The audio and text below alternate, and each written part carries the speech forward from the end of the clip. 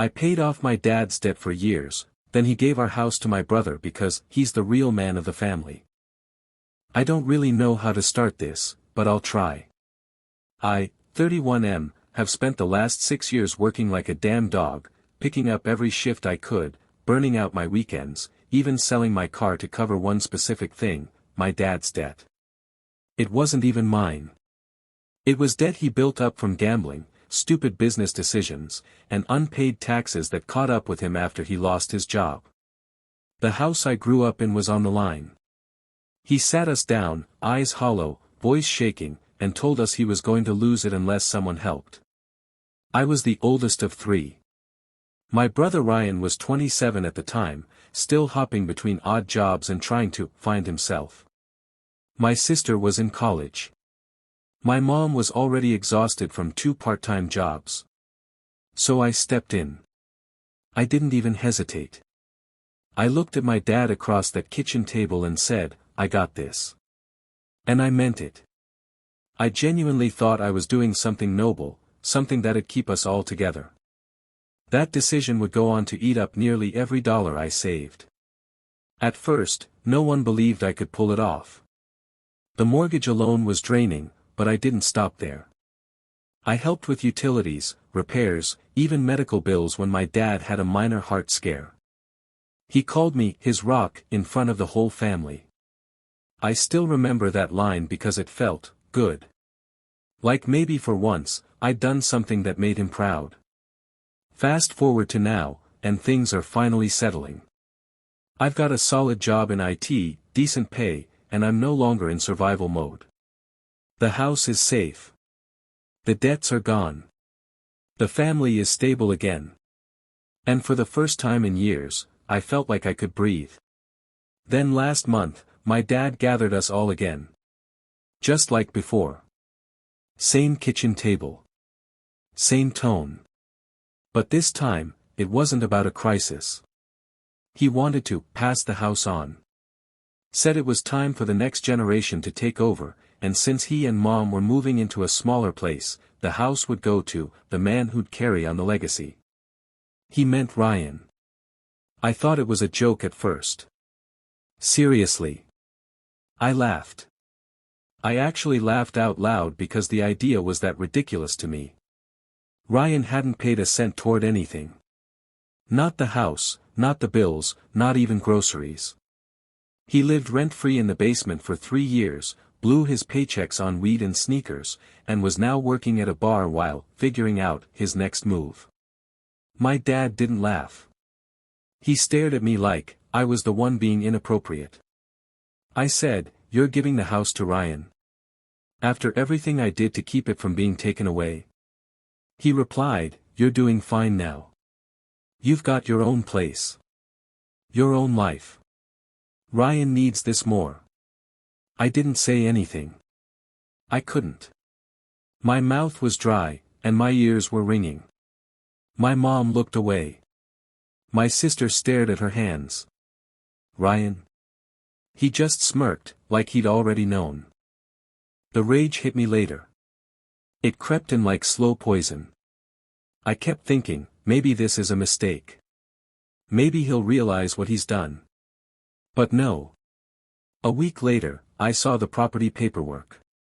He'd already signed it over. And what really broke me?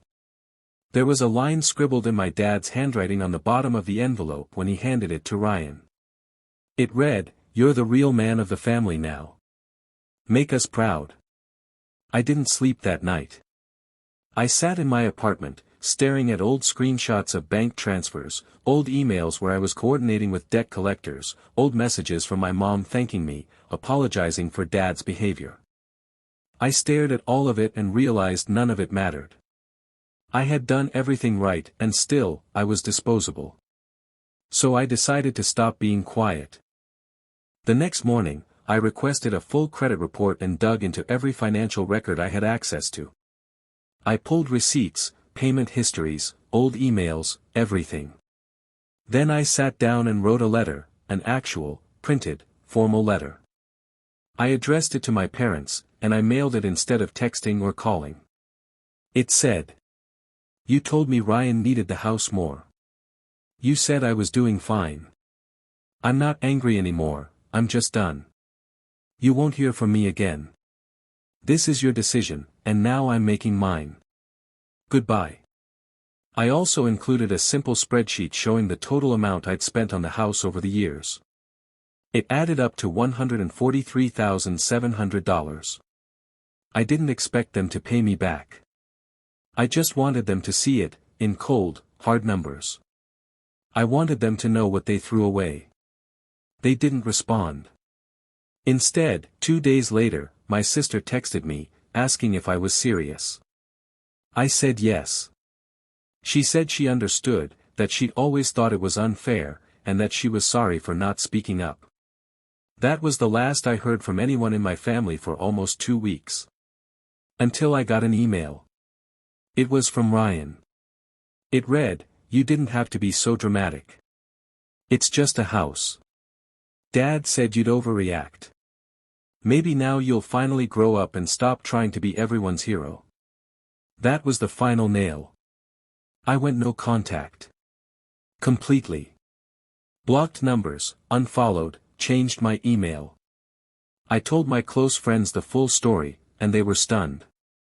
One of them even offered to help me move to a new apartment, somewhere farther out of the city. I accepted. New city. New place. New number. I erased everything connected to my family. But life has a twisted way of looping back. About a month after going no contact, I got a message from my old boss. My dad had shown up at my previous workplace looking for me, begging them to tell him where I'd moved. Apparently, Ryan had taken out a personal loan using the house as leverage. Then he defaulted. Now the bank was closing in, and my dad was desperate for help. He didn't even have my new number. That alone told me how little he actually saw me. They needed $20,000 to stop the foreclosure. My boss asked me if I'd call them. I told him, "Tell them I'm dead." That same night, I got another message from my sister. A photo this time. The house, boarded up. Eviction notice slapped across the front door.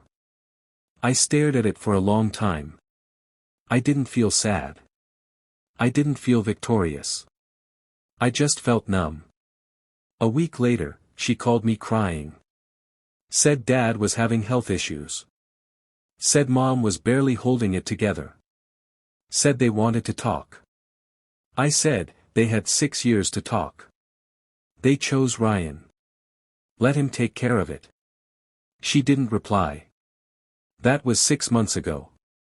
Now I live in a quiet apartment overlooking a lake. I wake up early, I drink coffee without stress, and I don't owe anyone anything. I'm still building. Still healing. Still angry, sometimes. But mostly, I'm at peace. I won't ever get that money back. But I got something better. Freedom. What do you think? Tell us in the comments. Like the video and hit the subscribe button for more Reddit stories.